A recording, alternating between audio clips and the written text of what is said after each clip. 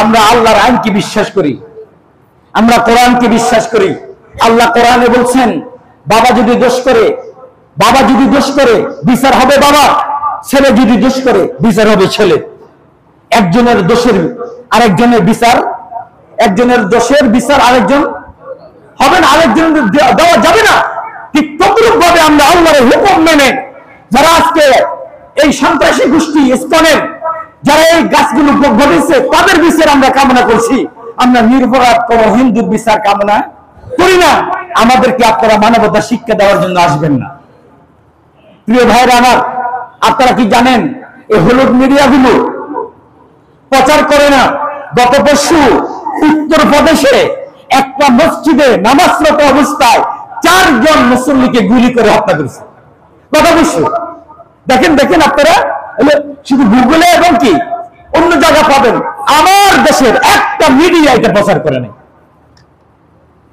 একটা মিডিয়া। আর আল্লাহ হেফাজত করো, প্রথম আলো, ডেইলি স্টার, এই দুটো তো সরাসরি ভারতের মোদী সরকারের দালাল।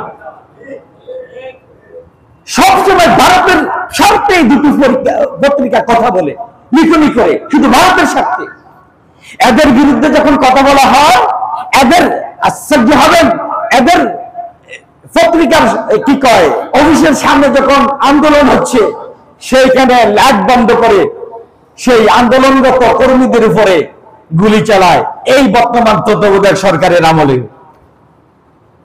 এমনকি এটার পক্ষে, এই দুটো পত্রিকার পক্ষে গতকালকে আমাদের দেশের দ্বিতীয় কাউয়া কাদের, এখন আমাদের এক কাউয়া কাদের তো চলে গেছে, সেটা তো জানেন আপনারা।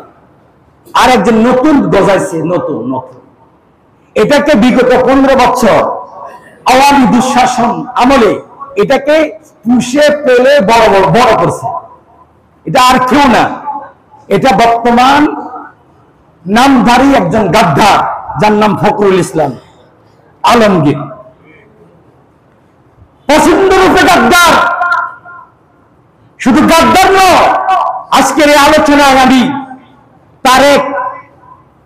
তারেক সাহেবকে বলবো, এই গাদ্দারকে তাড়াতাড়ি বিএনপি থেকে সরা। এটা দ্বিতীয় কাউয়া কাদের হয়ে যাচ্ছে। দেখছেন কি বলছে সে? প্রথম আলো, ডেইলি স্টারের বিরুদ্ধে যারা কথা বলে তারা দেশদ্রোহী নাকি? অথচ প্রথম আলো যে দেশের বিরুদ্ধে লিখে, ডেইলি স্টার সেই সন্ত্রাসী গোষ্ঠীর পক্ষে কথা বলে, ইসলামের পক্ষে কথা বলে, এরা দেশদ্রোহী না। আজকে কোন স্বার্থে আজকে মির্জা ফখরুল ডেইলি স্টার আর প্রথম আলোর পক্ষে নিল? আর আশ্চর্য হবেন, গত পরশু বিএনপির নেতৃবৃন্দরা প্রধান উপদেষ্টার সাথে সাক্ষাৎ করছে। সাক্ষাৎ করার পরে তারা সেখান থেকে চলে গেছে। সাংবাদিকরা প্রধান উপদেষ্টার যেই প্রেস সচিব, ওনাকে জিজ্ঞেস করছে যে বিএনপি প্রতিনিধি ইসলামের বিরুদ্ধে কি বলছে। ওনারা তো কিচ্ছু বলে নাই, এই ব্যাপারে কোনো কথাই বলে নাই। আর এরা বলবে কেন? বিএনপি তো টেনশনে আছে। ওই ভারতের দালালরা যদি আমাদের উপরে যদি নারাজ হয়ে যায়, তাহলে বিএনপি তো আর ক্ষমতা আসবে না। ক্ষমতার স্বার্থে ইসলামকে বিসর্জন দেওয়ার জন্য বিএনপি এক পায়ের উপরে দাঁড়া। আমরা আপনাদের কাছে অনুরোধ করব, এই তাগুত, ও যে আমাদের আইনুদ্দিন আজাদ রহমতুল্লাহ আলাইহি একটা গান বলতো, আপনাদের মনে আছে কি জানি না, নৌকা আর দানের শীষ, বলেন 2 সাপের একই বিষ। নৌকা আর 2 সাপের, মনে রাখবেন এরা কেউ ইসলামের শত্রু, বন্ধু না। আওয়ামী লীগ যেভাবে ইসলামের বন্ধু ছিল না, বিএনপি ইসলামের বন্ধু না। যদি বন্ধু হতো ইসলামের বিরুদ্ধে কথা বললো না কেন বিএনপি? যদি বন্ধু হতো আমার ভাই শহীদ হলো, এর বিরুদ্ধে বিএনপির মিছিল হলো না কেন? এরা, আমরা বুঝতে পেরেছি এরা কেউ ইসলামের বন্ধু না, এরা তাগুত, এরা তাগুত। আল্লাহ বলেন ওয়াজতানিবিত তাগুত, তোমরা তাগুত থেকে দূরে থাকো।